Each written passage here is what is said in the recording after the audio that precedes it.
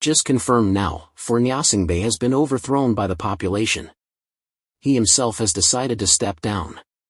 Dear listeners, I told you I was to give you the recent developments on this. If you are new, remember to subscribe to our channel so as not to miss our other interesting videos coming next. President FAURE Gnassingbe, facing mounting international pressure since the Togo's military installed him as leader 3 weeks ago, has announced he is stepping down and will seek the presidency in April elections. Gnassingbe resigned late on Friday, just hours after accepting his party's nomination for the presidential bid. "I've taken the decision to step down from the office of president in the interest of Togo," he said on state radio. He said his decision will guarantee transparency and offer an equal chance to all the other candidates.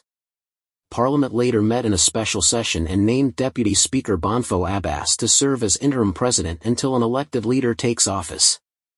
Gnassingbe had been under growing pressure from the United States, the United Nations and West African leaders to resign since he was installed on February 5 after the death of his father, Gnassingbe Eyadema, who ruled the country for 38 years and was Africa's longest-serving leader.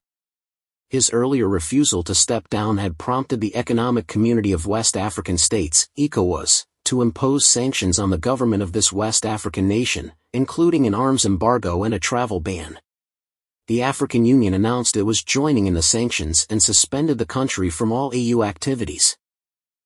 4 protesters died in clashes with security forces during riots in the week after Gnassingbe's appointment.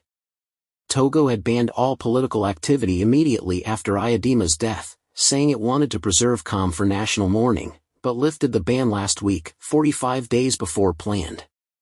There was no sign of stepped-up security after the announcement. The streets of Lomé, the capital, were quiet.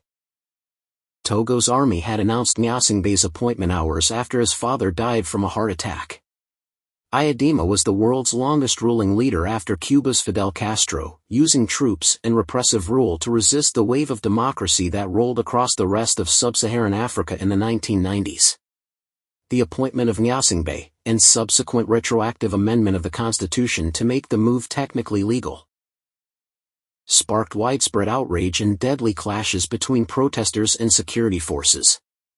Just a week ago, Gnassingbe bowed to the pressure and announced presidential elections will be held.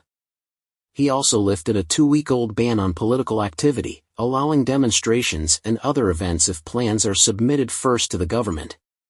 Togo, a former French colony that gained independence in 1960, has an annual per capita income of $270 from an economy based on cocoa, coffee production and mining. The country sits between Ghana and Benin on the Gulf of Guinea on the west coast of Africa. The resignation announcement came after conflicting signals about Gnassingbe's intentions. A diplomat at AU headquarters in Ethiopia told the Associated Press that the Togo leader would announce his resignation at the party caucus. And a Libyan official who was present at a meeting late on Thursday between Gnassingbe and Libyan leader Muammar Gaddafi said the Togo leader told Gaddafi that he would step down after returning to Togo. But when he accepted his party's nomination, he made no mention of resigning in advance of the mid-April vote. "I accept with all humility and modesty the honor done me by the ruling party to become its leader and presidential candidate," the 39-year-old had told cheering Togo People's Rally faithful. "We've got to mobilize and organize so that we don't let power slip out of our hands," he said.